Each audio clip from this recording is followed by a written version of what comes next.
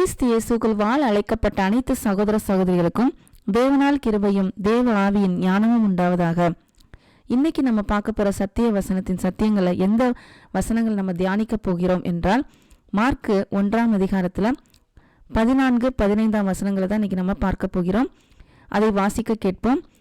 யோவான் காவலில் வைக்கப்பட்ட பின்பு இயேசு கலிலேயாவிலே வந்து தேவனுடைய ராஜ்யத்தின் சுவிசேஷத்தை பிரசங்கித்து, காலம் நிறைவேறிற்று, தேவனுடைய ராஜ்யம் சமீபமாயிற்று, மனம் திரும்பி சுவிசேஷத்தை விசுவாசியுங்கள் என்றார். இந்த வசனங்கள் தான் இன்னைக்கு நம்ம பார்க்க போறோம். இதுல ஒரு விஷயத்தை நம்ம பார்க்கணும். 14வது வசனத்துல என்ன போட்டிருக்கு அப்படின்னா, யோவான் காவலில் வைக்கப்பட்ட பின்பு. இங்க எதுக்கு அதை சொல்ல பண்ணோம் அப்படின்னு யோசிக்கணும். இது இல்லாமையே இயேசு கலிலேயாவிலே வந்து தேவனுடைய ராஜ்யத்தின் சுவிசேஷத்தை பிரசங்கித்து அப்படின்னு ஆரம்பிச்சிருக்கலாம். ஆனா ஏன் அங்க யோவான் காவலில் வைக்கப்பட்ட பின்பு அப்படின்னு ஏன் வந்திருக்கு அப்படின்னா, இதுல 2 விஷயங்கள் நம்ம சிந்தித்து பார்க்க வேண்டும். என்ன அப்படின்னா, யோவான் காவல்ல வைக்கப்பட்டதுக்கு அப்புறம் இயேசு கிறிஸ்து யாரால் ஞானஸ்நானம் பெற்றார்னா யோவானால தான். அப்ப யோவான் காவல்ல வைக்கப்பட்டாவிட்டால் இயேசு என்ன பண்ணிருக்கணும்? அவரை விடுதலை பண்ணிருக்கணும். ஏன்னா இவர் வந்ததே என்ன பண்ணது? காவலில் இருந்தவர்களை விடுதலையாக்கணும். அப்படித்தானே நம்ம வசனங்களை வாசிச்சிருக்கோம் லூக்கா 4ஆம் அதிகாரத்துல. அதை தான் ஏற்கனவே தீர்க்கதரிசியாலையும் சொல்லப்பட்ட வசனம் அது இல்லையா? சிறையில் இருக்கிறவர்களை விடுதலையாக்க வந்திருக்காரு அப்படின்னு தானே நம்ம வாசிச்சிருக்கோம். இன்றைய தினம் அந்த வசனம் நிறைவேறிற்று அப்படின்ட்டு அவர் வசனத்தை வாசிச்சு எந்திரிச்சு சொல்லுவார்.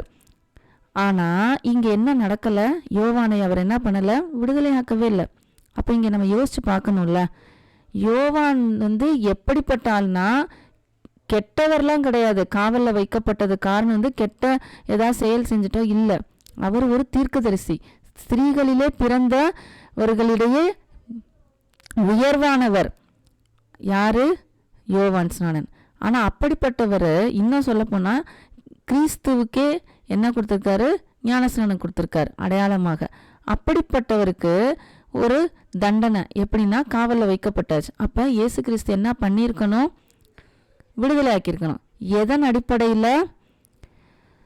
சத்தியத்தை தவறாக புரிந்து கொண்டால் அப்படி விடுதலை ஆக்கியிருக்கணும். இன்றைக்கு அப்படித்தானே சத்தியம் என்னவாயிட்டு இருக்குது? அவமாய் போயிட்டு இருக்குது. வசனத்துல உள்ள ரகசியங்களை கரெக்டா நம்ம சரிவர புரிந்து கொள்ளாம என்ன ஆயிட்டு இருக்குன்னா அவமாய் போயிட்டு இருக்கு. அன்னைக்கும் அதே மாதிரி என்ன பண்ண நடந்திருக்குது அப்படின்னா, அவர் காவல்ல வைக்கப்பட்டதுக்கு அப்புறம் அவர் விடுதலை ஆக்கியிருக்கணும்ல, அப்படி நடக்கல. அப்ப இவர் மெசியாவாக இருப்பாரோ அப்படின்ட்டு யோவானுக்கே சந்தேகம் வந்துருச்சு. அப்ப மற்றவர்களுக்கு என்ன வந்திருக்கணும்? வந்திருக்கும். ஆனா உண்மையான சத்தியம் எதை வந்து விடுதலையாக்க போறார் அப்படின்னா, பாவத்தில் இருந்த சிறையிலிருந்து, பாவமாகிய சிறையிலிருந்து நம்மை விடுதலையாக்க அவர் வந்திருக்கிறார். சாத்தானுடைய இச்சைகள், அதனுடைய சோதனைக்குள்ள இருக்கிற மக்களை விடுதலையாக்குவதற்காக அவர் வந்திருக்கார். நம்முடைய சுய இச்சைகள் என்று விடுதலையாவதற்காக அவர் வந்திருக்கார். ஏற்கனவே பாவ கட்டுக்கள் உள்ள, அதாவது ஜென்மஸ் பாவமாகிய பாவத்தில் இருந்து விடுதலை ஆக்குவதற்காக அவர் வந்திருக்கார். மற்றபடி இந்த உலகத்துல இருக்கிற சிறையிலிருந்து விடுதலை ஆக்குவதற்காக அவரு வரவில்லை. இதை நம்ம புரிந்து கொள்ள வேண்டும். அப்ப யோவான் காவல் வைக்கப்பட்டதுக்கு அப்புறம் இயேசு கிறிஸ்து என்ன பண்ணல? யோவானை விடுதலை செய்யல. ஏன்னா அந்த சித்தத்திற்காக அவர் வரல. அது பிதாவுடைய சித்தம் கிடையாது யோவானை விடுதலையாக்குவது. யோவான் அவருடைய வேலையை செய்து முடித்து விட்டார். என்ன வேலை? இயேசு கிறிஸ்துவே மெசியா என்று எல்லாருக்கும் காண்பித்து விட்டார். அவருக்கு வழியை ஆயத்தம் பண்ணி விட்டார். கர்த்தருக்கு வழியை செவ்வை பண்ணி விட்டுட்டார். அப்ப அவருடைய வேலை முடிந்து விட்டது. மீண்டும் அவருடைய வேலை என்ன ஆயிருச்சு? முடிஞ்சிருச்சு. மீண்டும் அவருக்கு இந்த வேலை முடிஞ்சதுக்கு அப்புறம் அவருடைய வேலை எங்க இருக்கு? அவருடைய அதாவது சத்தியத்தின்படி நடப்பதின் நிமித்தம், ஏரோதுவை எச்சரித்ததின் நிமித்தம் அவரை என்ன பண்ணிட்டாங்க? காவல்ல வைத்துட்டாங்க. அப்படி இருக்கும்போது நம்ம யோவான விடுதலை ஏன் பண்ணல இயேசு கிறிஸ்து அப்படின்னு நம்ம சொல்ல முடியாது. ஏன்னா இயேசு கிறிஸ்து வந்த சித்தமே வேற. முழுவதுமாக அனைவரையும் ஆவிக்குரிய வாழ்க்கையில் முன்னேற்றுவதற்காகவும் ஆவிக்குரிய நிலையில இருக்கிற அந்த பாவ வாழ்க்கையிலிருந்து விடுதலை ஆக்குவதற்கும் தான் அவர் வந்திருக்காரு ஒழிய உலகத்துல உள்ள நம்முடைய தேவைகளுக்கோ இல்லை உலகத்தில் உள்ள வாழ்க்கையில் வெற்றி பெறுவதற்காக அவர் வரல. ஆனாலும் தேவன் என்ன பண்ணுறாருனா, அவரை ஏற்றுக்கொண்டு பின்னாடி போனால் இந்த உலகத்தில் எதுவும் நமக்கு குறைவில்லாமல் அவர் என்ன பண்ணுவார், நடத்தி கொண்டு போவார். அதுவும் ஒரு பக்கம் இருக்குது, இல்லைன்னு கிடையாது. அதே நேரத்தில் இன்னொன்று என்ன இங்கே பார்க்க போகிறோம் அப்படின்னா, இயேசு கலிலேயாவிலே தேவனுடைய ராஜ்யத்தின் சுவிசேஷத்தை பிரசங்கித்து, இங்கே தான் ரொம்ப முக்கியமானது. இன்றைக்கு நாம் பார்க்கிறோம் இல்லையா, சுவிசேஷ கூட்டம் பார்க்குறோம் இல்லையா, அதை விட அதிகமாக நம்ம பார்க்குறது ஆசீர்வாத கூட்டம். சுவிசேஷ கூட்டம்னு சொல்கிறாங்கல்ல, அங்கே என்ன தான் பண்ணுறாங்க அப்படின்னு பார்த்தோம்னா, எதை பற்றி சுவிசேஷத்து கூட்டம் நடத்துகிறாங்க நல்லா நம்ம கவனிச்சோன்னா, வசனத்தின் அடிப்படையில், சத்தியத்தின் அடிப்படையில், இன்னும் சொல்லப்போனால் தேவனுடைய ராஜ்யத்தின் சுவிசேஷத்தை யாரும் பிரசங்கிக்கிறது கிடையாது. எப்படி நடக்குது அப்படின்னா, உனக்கு பிள்ளை இல்லையா, பிள்ளை கொடுப்பாரு. உனக்கு வேலை இல்லையா, வேலை கொடுப்பாரு. உனக்கு ஆபிரகாமின் ஆசீர்வாதம் வேண்டுமா, அதையும் கொடுப்பார். அப்போ நீ என்ன பண்ணணும், காணிக்கைகளை நிறையா போடணும், தசம பாகத்தை கொட்டணும். இதுதான் சுவிசேஷ கூட்டமாக நடந்து கொண்டிருக்கிறது. அப்போ தேவன் என்ன ஆகிறார், இங்கே அவமாய் போகிறார். சத்திய வசனம் இங்கே அவமாய் போய் கொண்டிருக்கிறது. இந்த இடத்துல தான் நம்ம என்ன பண்ணணும், ரொம்ப தெளிவாக இருக்கணும்.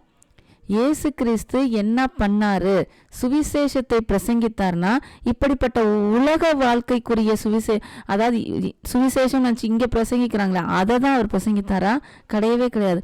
உண்மையாகவே சுவிசேஷத்தை பிரசங்கிக்கணும் அப்படின்னா எதை பிரசங்கிக்கணும்னா, தேவனுடைய ராஜ்யத்துக்கு ஏற்றவைகளை தான் பிரசங்கிக்கணும். ஒரு ஆத்மா இங்கே நரகத்தில் விழாம பாதாளத்திற்கு போகாமல் அவருக்குள்ள சேர்வதற்கு, அவருக்குள்ள கிட்டி சேர்வதற்கு, அவருக்குள்ள ஐக்கியமாவதற்கு என்னென்னலாம் தேவையோ, அவருடைய ராஜ்யத்துக்குள் பிரவேசிப்பதற்கு என்னென்னலாம் பண்ணணுமோ அப்படிப்பட்ட விஷயங்களை சொல்றது தான் சுவிசேஷம். அந்த விசேஷத்தை பற்றி தான் பேசணும். அந்த விசேஷம் நம்முடைய சொந்தத்திலிருந்து நம்ம பேசக்கூடாது. எப்படி ஆண்டவராகிய இயேசு கிறிஸ்து பிதா எதை காண்பித்தாரோ, பிதா செய்வது எதுவோ அதையே நான் செய்கிறேன், அதையே நான் உங்களுக்கு காண்பிக்கிறேன் அப்படின்னு சொன்ன மாதிரி, நமக்கும் எது முன்னாடி இருக்குது, வசனம் இருக்குது. இந்த வசனத்தின் அடிப்படையில் சுவிசேஷத்தை நாம் பிரசங்கிக்க வேண்டும். தேவன் குமாரன் மூலமாக, ஒரே பேரான குமாரனாகிய இயேசு கிறிஸ்துவின் மூலமாக வெளிப்படுத்தப்பட்ட இந்த சத்தியத்தின் மூலமாக, இந்த வேதாகமத்தில் உள்ள சத்தியத்தின் மூலமாக தான் என்ன பண்ண முடியும், ராஜ்யத்துடைய சுவிசேஷத்தை பிரசங்கிக்கணும். அதை விட்டுட்டு நம்முடைய சொந்தத்திலிருந்து இந்த வசனத்தையே நம் சொந்த கருத்துக்களுக்கு ஏற்ற மாதிரி திரித்து என்ன பண்ணக்கூடாது, பிரசங்கிக்க கூடாது. ஒவ்வொரு வசனமும் சொல்லும் போதும், ஒவ்வொரு பிரசங்கமும் சொல்லும் போதும், இது பிதாவின் சித்தப்படி இருக்கின்றதா, இது இயேசு கிறிஸ்துவின் சுவிசேஷத்தின் அடிப்படையில் இருக்கிறதா என்று நாம் சற்று சிந்தித்து பார்த்து தான் என்ன பண்ணணும், அதை நாம் சொல்ல வேண்டும். அதையெல்லாம் விட்டுட்டு நமக்கு சொந்த ஆதாயத்துக்காக இப்படி சொன்னா அவங்க வெளியில போயிடுவாங்க, இப்படி சொன்னா சபை கெட்டு போயிடும், இப்படி சொன்னா சபையிலேருந்து நிறைய பேர் வெளில போயிடுவாங்க, சபை சின்னதாயிரும் அப்படின்னு பயந்துகிட்டு உண்மையான சத்தியத்தை சொல்லாம இருக்கக்கூடிய போதகர்கள் தான் இன்று அநேகர் இருக்கிறார்கள். ஆனா அதற்கெல்லாம் நாம் அடிபணியாமல், எப்படிப்பட்ட அந்த சத்தியம், அதாவது இருபுறமும் கருக்குள்ள பட்டயமாக இருக்கிறது, அப்படிப்பட்ட சுவிசேஷத்தை எப்படி தேவனுடைய ராஜ்யத்துக்கு ஏற்றவாறு நாம் என்ன பண்ணணும், சொல்லணும். அதுதான் உண்மையிலேயே சுவிசேஷம் அதாவது அறிவிக்கிறது. இதை தான் இயேசு கிறிஸ்து சொன்னார். நாமும் இதில் கவனமாக இருக்க வேண்டும். அதே நேரத்தில் இன்னொரு விஷயம் நம்ம என்ன பார்க்கணும்னா, நமக்கு சொல்லப்படக்கூடிய சுவிசேஷங்கிற போர்வையில், அந்த பேரில் சொல்லப்படுது இல்லையா, அது உண்மையிலேயே சுவிசேஷத்தின் அடிப்படையில் இருக்கிறதா அப்படின்னு நம்ம பார்க்கணும். கிறிஸ்துவனுடைய வசனத்தின் அடிப்படையில் இருக்குதா அப்படின்னு பார்க்கணும். அதற்கு நாம் வேற எங்கும் போக தேவையில்லை. நமக்கு வசனத்தை கொடுத்துருக்காரு, அவருடைய ஆவியை கொடுத்துருக்காரு. இதை வைத்து நம்ம என்ன பண்ண முடியும், பகுத்தறிய முடியும். அதையெல்லாம் விட்டுட்டு ஒரு 4 வசனத்தை மட்டும் பைபிள்லேருந்து எடுத்து அந்த ஆசீர்வாதத்தை வசனத்தை எடுத்துட்டு, உன்னை விட்டு விலகுவதும் இல்லை, உன்னை கைவிடுவதும் இல்லை அப்படிங்கிற மாதிரி ஒரு வசனம், அடுத்தது நீ வாளாகாமல் தலையாவை, இப்படி தானே நம்ம எல்லா இடத்துலையும் கேள்விப்படுறோம். இதோ உன் வீடு ஆசீர்வாதமாக இருக்கும். அந்த மாதிரி எல்லாமே ஒரு என்ன சொல்லுது, உலக பிரகாரமான ஒரு அர்த்தத்தில் எடுத்துக்கொள்ளக்கூடிய வசனங்களை மட்டும் எடுத்துக்கொண்டு நாம் என்ன பண்ணக்கூடாது, சுவிசேஷம் அறிவிக்கக்கூடாது. அதெல்லாம் எப்படிப்பட்ட சூழ்நிலை, எப்படி, யாருக்கு சொல்லப்பட்டது என்று நாம் தியானிக்க வேண்டும். நமக்கு இன்று எப்பேற்பட்ட சூழ்நிலையிலும் நாம் எப்படி வாழ வேண்டும் என்பதை அவர் என்ன பண்ணி கொடுப்பாரு, கற்றுக் கொடுப்பார். அதுதான் ராஜ்யத்தினுடைய சுவிசேஷம்.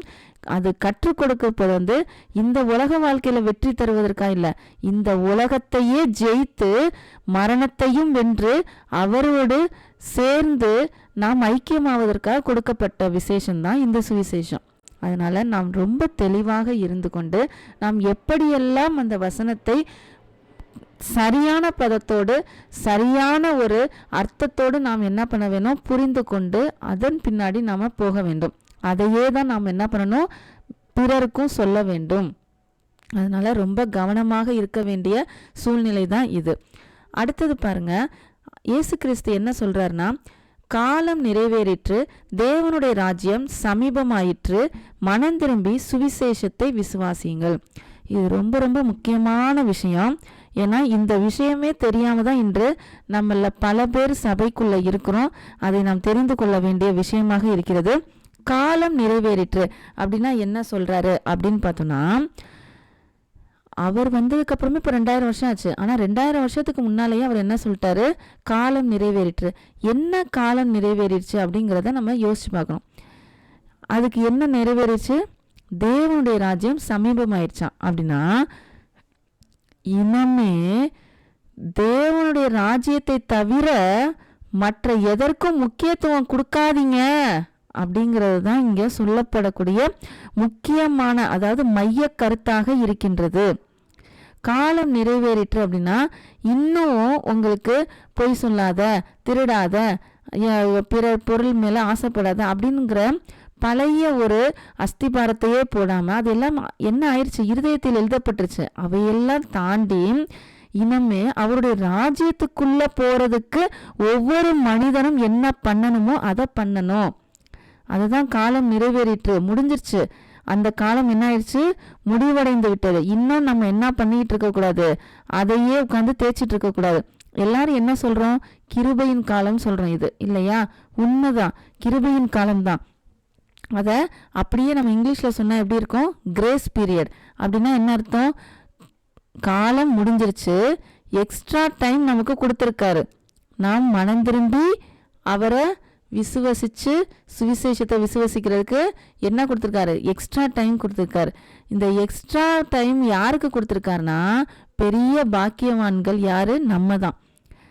அதுவும் எப்படி, கிறிஸ்து மூலமாக நமக்கு கிடைக்கப்பட்டிருக்கு. இந்த இவ்வளோ பெரிய ஸ்லாக்கியத்தை நம்ம அடைவதற்காக தான் அவர் வந்திருக்காரு. கிறிஸ்து மூலமாக நாம் போகும்போது பிதாவை என்ன, அதாவது அவரோடு என்ன ஆகிறோம், ஒன்றாகிறோம். அதுதான் இங்க இருக்கிற பெரிய ஸ்லாக்கியமே. அவருக்குள்ள போகும்போது பாவத்திலிருந்து நமக்கு எந்த ஒரு ஆட்டுக்குட்டியும் அடிக்கப்பட தேவையில்லை. இயேசு கிறிஸ்துவே அந்த தேவ ஆட்டுக்குட்டியாக அடிக்கப்பட்டு நம்ம என்ன பண்றாரு, நம்மை அவரே மையமாக இருந்து, அதாவது அவரே பரிந்து நமக்கும் பிதாவுக்கும் இடையே பரிந்து பேசுகிறவராக இருந்து நம்ம என்ன பண்றாரு, அவரோடு ஒன்று சேர்க்கிறார். இப்படிப்பட்ட ஸ்லாக்கியம் இயேசு கிறிஸ்துவினால் உண்டானது, இயேசு கிறிஸ்துவுக்கு அப்புறம் உண்டானது. இதுதான் கிருபையின் காலம். இந்த கிருபையின் காலத்தை நம்ம என்ன பண்ணக்கூடாது, வேஸ்ட் பண்ணாம, அதை வீணாக்காம, இந்த உலகத்திலேயே இருந்து ஜெயிக்கிறணும் அப்படின்ட்டு, இந்த உலக வாழ்க்கையிலேயே நம்ம வெற்றி பெறணும் அப்படின்ட்டு வீணாக்காம நம்ம என்ன பண்ணணும் அப்படின்னா, என்ன பண்ணணும்னு சொல்லியிருக்காரு, மனம் திரும்பி சுவிசேஷத்தை விசுவாசியுங்கள். அதான் ரொம்ப முக்கியம். இங்க நல்லா கவனிக்கணும், சுவிசேஷத்தை விசுவாசிச்சதுக்கு அப்புறம் மனம் திரும்பணும் அப்படின்னு சொல்லலை. ஃபர்ஸ்ட் என்ன சொல்றாரு, மனம் திரும்பி சுவிசேஷத்தை விசுவாசின்னு சொல்றாரு. அப்ப மனம் திரும்பினா முதல்ல என்ன நடக்கணும், நமக்கு மனம் திரும்புதல் நடக்கணும். இதைதான் இங்க யோவான் என்ன பண்ணியிருக்காரு, மனம் திரும்புதலுக்கு ஏற்ற ஞான ஸ்நானத்தை கொடுத்தான்னு போட்டிருக்கு. அதுதான் கர்த்தருக்கு வெளியே செவ்வாய் பண்றது. அப்ப சுவிசேஷத்தை கொண்டு வந்தது இயேசு கிறிஸ்து. அதுக்கு முன்னால நம்ம என்ன பண்ணணுமா? மனம் திரும்பணுமா? மனம் திரும்பணும்னா நம்ம எல்லாரும் என்ன நினைச்சிட்டு இருக்கோம்? இங்கதான் ரொம்ப முக்கியமானது. மனம் திரும்பணும்னா யார்கிட்ட கேட்டாலும் என்ன பதில் சொல்லுவாங்க தெரியுமா? பாவத்திலிருந்து மனம் திரும்பணும் அப்படின்னு சொல்லுவாங்க. ஆனா உண்மையான அர்த்தம் அது கிடையாது. ஏன்னா சுவிசேஷம் இல்லாமல், ஆண்டவராக இயேசு கிறிஸ்து இல்லாமல் நம்ம பாவத்திலிருந்து என்ன பண்ண முடியாது? விடுதலை ஆக முடியாது. அதுல இருந்து வெளில வர முடியாது. அப்பனா மனம் திரும்பி சுவிசேஷத்தை விசுவாசிங்கன்னா ஃபர்ஸ்ட் தான் மனம் திரும்ப போறோம். அப்ப அந்த மனம் திரும்புதல்ங்கிறது பாவத்தை விட்டு மனம் திரும்புதல் கிடையாது. நம் மனம் ஒரு பக்கம் இருக்குது, அந்த மனதை அந்த பக்கத்திலிருந்து திருப்பணும். யார் பக்கம்? தேவன் பக்கம் திருப்பணும். அவருடைய சுவிசேஷத்தின் பக்கம் திருப்பணும். அப்ப அந்த மனம் எந்த பக்கம் இருக்குதுன்னு இங்க சொல்லப்படுது? உலகத்தின் பக்கம் இருக்கின்றது. இந்த உலக வாழ்க்கை, இந்த உலக இச்சை, இந்த உலக பெருமை, இவைகள் எல்லாம் என்ன இருக்குதான்? நம்ம மனசு இருக்கான். அந்த மனசை இப்ப நம்ம என்ன பண்ணணும்னா திருப்பணும். யார் பக்கம்? சுவிசேஷத்தின் பக்கம். அப்ப இன்னைக்கு நம்ம ஒரு புதுசா ஒண்ணு கத்துக்கிட்டோம். என்னன்னா, மனம் திரும்புதல்னா பாவத்திலிருந்து மனம் திரும்புதல் கிடையாது. நம் மனது ஏற்கனவே ஒரு விஷயத்தை நோக்கி பார்த்துட்டு இருக்கு. அது வேற ஒண்ணும் கிடையாது. இந்த உலகத்தை நோக்கி பார்த்துட்டு இருக்கு. சாத்தான் எப்படிலாம் இச்சையை கொடுக்குதோ அந்த இச்சையை நோக்கி பார்த்துட்டு இருக்கு. நீ அந்த மனசை விட்டு திருப்பி எந்த பக்கம் வரணுமா? அவருடைய சுவிசேஷத்தின் பக்கம் வரணுமா? இதை ஒரு எடுத்துக்காட்டா சொல்லலாம். அப்படின்னா, ஏற்கனவே நம்ம மனசுல ஓடிட்டு இருக்கு, பல விஷயங்கள் ஓடிட்டு இருந்துச்சு அப்படின்னா, அதாவது இப்போ ஒரு ஃபோனே வருது, ஃபோனில் நம்ம என்ன பண்ணணும்? பேசணும் அப்படின்னா, வேற எங்கேயோ ஒரு பாட்டோ இல்லை ஏதோ ஒன்று டிவியில் ஏதோ ஒன்று ஓடிட்டு இருந்துச்சுன்னா எல்லாரும் என்ன பண்ணுவாங்களா? ஃபோன் வரும்போது அதை சவுண்டை கம்மி பண்ணிட்டு தான் ஃபோனை என்ன பண்ணணும்? பேசுவாங்க. இதுவும் ஓடிட்டு அதுவும் அட்டன் பண்ண முடியுமா? பேசுறது கேட்காது, அங்கேருந்து ஃபோனில் பேசுகிறவங்களும் கேட்காது இல்லையா? ஒரு சின்ன எக்ஸாம்பிள் தான் இது. அதே மாதிரி தான் நம்ம உலகத்தோடைய வாய்ஸஸும் நமக்கு என்ன ஆகிட்டு இருக்கு? உள்ள ஓடிட்டு இருக்கு. சுவிசேஷத்தையும் நான் வாசிச்சுக்குவேன் அப்படின்னா சுவிசேஷம் என்ன ஆகாது? புரியவே புரியாது. அப்ப முதல்ல நம்ம மனசை அந்த உலகத்துல உள்ள வாழ்க்கையிலிருந்து, அதாவது அந்த மனசை தான் திருப்பணும். உலகத்தை விட்டே வெளியில வரணும் இல்லை, உலகத்துல நம்ம கொடுக்கக்கூடிய மனசை திருப்பி சுவிசேஷத்தின் பக்கம் திருப்பணும். இந்த சுவிசேஷத்தை நம்ம திருப்பணும் அப்படின்னா, இன்னும் சொல்ல போனா, ஒரு வசனத்தை வாசிக்கும் போதோ, டெய்லி எல்லாரும் பைபிள் வாசிப்போம், அரை மணி நேரம் வாசிப்போம் அப்படின்லாம் சொல்லுவாங்க. ஆனா அந்த அரை மணி நேரம் வாசிக்கும் போது பல நேரங்கள், அரை மணி நேரத்துல முக்கால்வாசி நேரம் இயேசுவை நினைக்க மாட்டோம். இயேசுவைய பேரை வச்சுக்கிட்டு அது சரியாகணும், இது சரியாகணும், இவ்வளவு கஷ்டம் இருக்கு, இவ்வளவு இது இருக்கு, இவ்வளவு இடைஞ்சல்கள் இருக்கு, அவங்க என்னை திட்டாங்க, இவங்க என்னை கஷ்டத்தை கொடுத்துட்டாங்க, இவங்கள்ட்ட எல்லாம் எப்படி நான் இது பண்ணணும் அப்படிங்கிற உலகத்தை பத்தி தான் என்ன பண்ணுவோம்? பைபிளையும் வாசிப்போம், பிரேயரும் அப்படிதான் பண்றோம். ஆனா அது உண்மையான பிரேயரும் கிடையாது, உண்மையான தியானித்தலும் கிடையாது. தாவீது எந்த அளவுக்கு அவனுக்கு எவ்வளோ கஷ்டம் இருந்தாலும் அந்த கஷ்டத்தை தெரிவிப்பான். ஆனாலும் உம்முடைய பிரகாரங்களில் இருக்கிறதா நான் விரும்புகிறேன் அப்படின்னு சொல்லுவான். அதுதான் உண்மையான அன்பு. அந்த மாதிரி சுவிசேஷத்தை தியானிக்கும் போது அவருக்கு பிரியமாக, அவரோடு எப்படி ஐக்கியமாவது, அவரோடு எப்படி சஞ்சரிப்பது, அவர் என்ன என்கிட்ட விரும்புறாரு, நான் என்ன பண்ணணும், அவர் எனக்குள்ள என்ன பண்றாரு, இப்படிப்பட்ட உறவை, இந்த உறவாடுதல் தான் என்னது ரொம்ப முக்கியம். இந்த உறவாடுதலுக்கு நமக்கு மிகவும் உறுதுணையாக இருப்பது எது? இந்த வசனம், இந்த சுவிசேஷம். அப்ப உலகம் பக்கம் இருக்கிற மனசை திருப்பி எதன் பக்கமா திருப்பணுமா? அவருடைய சுவிசேஷம் பக்கம் திருப்பணும். அந்த சுவிசேஷம் எதன் மையமாக கொண்டு போகுதுன்னா, தேவனுடைய ராஜ்யத்தை மையமாக கொண்டு போயிட்டு இருக்கு.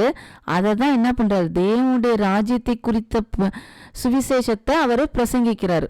ஆனா இன்று சுவிசேஷம் எதனோட மையமாக கொண்டு போதிக்கப்படுது அப்படிங்கிறத நம்ம சிந்திச்சு பார்க்கணும். அப்ப கிறிஸ்துவையே நாம் அடைவது தான் எது? அதோடைய மையமாக இருக்குது. அவருடைய அதை கிறிஸ்துவையே அடைந்து விட்டோம்னா, கிறிஸ்து நம்மேல் இருக்கிறத பிதாவானவர் பார்க்கும்போது அவரோடு நம்ம என்ன பண்ணிக்குவாரு? ஒன்றித்து வைத்துக் கொள்வார். அதுதான் தேவனுடைய ராஜ்யம். இப்படிப்பட்ட விசேஷங்களை விட்டுட்டு, இவ்வளவு அழகான சத்தியங்களை விட்டுட்டு, ஒரு மகிமையான ஒரு நிலையை விட்டுட்டு நம்ம என்ன பண்றோம்னா அற்ப சந்தோஷத்துக்காக நம்ம என்ன பண்றோம், இயேசுவை தேடிக்கொண்டிருக்கிறோம். இது ரொம்ப பரிதாபமான நிலைமையாக இருக்குது. இன்றையாவது நாம் சிந்தித்து பார்த்து, இப்படிப்பட்ட அற்ப சந்தோஷத்துக்காகவும் அற்ப ஆசீர்வாதத்துக்காகவும் நாம் கூட்டங்களுக்கு போகாமல், போலியான சுவிசேஷ கூட்டங்களுக்கு போகாமல், உண்மையிலேயே சுவிசேஷம் எங்கே பிரசங்கிக்கப்படுகிறது, தேவனுடைய ராஜ்யத்தை குறித்த பிரசங்கம் எங்க நடக்குது அப்படின்னு பார்த்து நாம் அதில் கலந்து கொண்டு, இல்லை எங்கேயுமே தெரியலையா, நம்ம கையில வசனம் இருக்குது, அவரவர்களுக்கு ஏற்ற மாதிரி உள்ள மொழியிலையும் இது இருக்குது, அந்த மொழியிலேயே நம்ம படித்து கொண்டு நாமே பரிசுத்தாவின் துணையோடு நாம் வகையறுத்து நாம் என்ன பண்ணலாம், அவர் பின்னால போக முடியும். அதனால இன்னைக்கு பார்த்த சத்தியங்களை நாம் தெளிவாக புரிந்து கொண்டு, எதற்காக அவர் காலம் நிறைவேறிட்டு சொல்லியிருக்காரு, அடுத்தது தேவனுடைய ராஜ்யத்துடைய சுவிசேஷம் எப்படிப்பட்டது, மனம் திரும்பி தான் அதுக்கப்புறம் என்ன பண்ண முடியும், சுவிசேஷத்தை விசுவசிக்க முடியும். அப்ப உலக பக்கம் இருக்கிற மனசை திருப்பினாதான் சுவிசேஷம் புரியும். சுவிசேஷம் புரிஞ்சாதான், அதாவது புரியுதுங்கிறத விட எப்படி சொல்லலாம்னா, அதை பற்றின அறிவு, அவரை பற்றின அறிவை அறிந்து கொண்டால்தான் என்ன பண்ண முடியும், உண்மையிலேயே பாவத்திலிருந்து விடுதலையாக முடியும். அதுக்கப்புறம் தான் பாவத்திலிருந்தே நம்ம வெளில வர முடியுமே ஒழிய, நம்ம முதலையே பாவத்திலிருந்து வெளில வரதான் மனம் திரும்புதல், அப்படி கிடையாது. அப்போ இப்பேற்பட்ட சத்தியங்கள் நம்ம புரிந்து கொண்டோம், உணர்ந்து கொண்டோம், அதை அப்படியே நாம் தொடர்ந்து தியானிக்கவும் செய்ய வேண்டும். அதனால அடுத்த சத்தியத்தில் இன்னும் அதிகமான சத்தியங்களோடு நாம் பகிர்வோம்.